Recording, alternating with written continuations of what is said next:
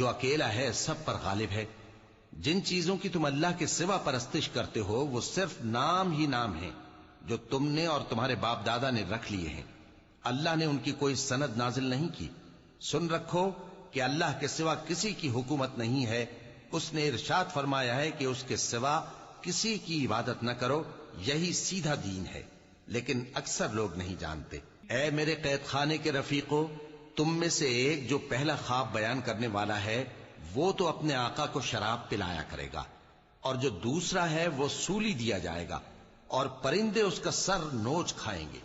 جو بات تم مجھ سے پوچھتے تھے وہ فیصل ہو چکی ہے، اور ان دونوں میں سے جس کی نسبت یوسف نے خیال کیا کہ وہ رہائی پا جائے گا، اس سے کہا کہ اپنے آقا سے میرا ذکر بھی کر دینا۔ پھر شیطان نے اسے ان کا اپنے آقا سے ذکر کرنا بھلا دیا، اور یوسف کئی برس قید خانے ہی میں رہے۔